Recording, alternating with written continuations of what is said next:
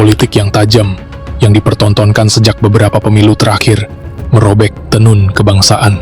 Perbedaan menjadi permusuhan, dialog menjadi caci maki. Akibatnya, bangsa ini kehilangan kemampuannya untuk bersatu padu mengatasi masalah bersama. Pancasila, Bhinneka Tunggal Ika, gotong royong, semua menjadi slogan hampa ketika kepercayaan publik pada institusi luntur akibat korupsi dan ketika masyarakat terbelah oleh kebencian yang dipolitisasi. Jika pondasi sosial dan ekonomi bangsa ini retak, maka bumi tempat kita berpijak pun sedang bergejolak. Bukan lagi ramalan, bukan lagi dongeng pengantar tidur. Ini adalah takdir yang sedang ditulis oleh air.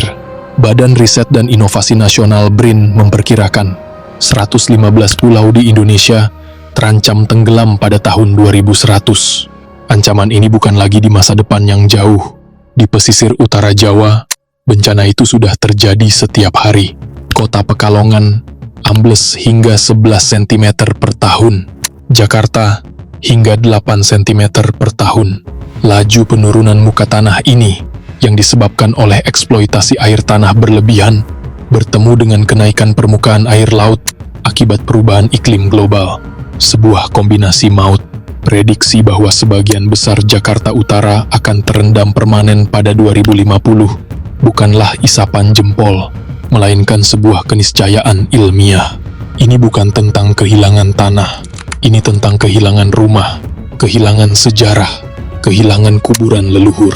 Ini adalah kisah tentang eksodus besar-besaran di dalam negeri sendiri, sebuah pengungsian ekologis yang dipicu oleh kombinasi bencana alam dan kelalaian manusia. Jika laut datang untuk menelan kita, maka dari darat dan udara, kita meracuni diri kita sendiri secara perlahan. Iklim sedang berubah. Para ilmuwan memproyeksikan kenaikan suhu di Indonesia bisa mencapai 1,5 derajat Celcius pada tahun 2050. Kenaikan ini akan memicu cuaca ekstrim yang lebih sering dan lebih dahsyat. Badai, banjir, dan kekeringan berkepanjangan. Akibatnya bukan hanya ketidaknyamanan, melainkan krisis pangan karena gagal panen dan krisis air bersih.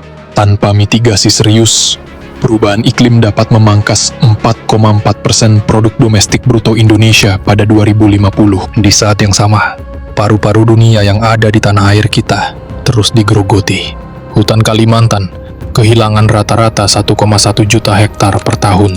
Papua 556.000 hektar per tahun.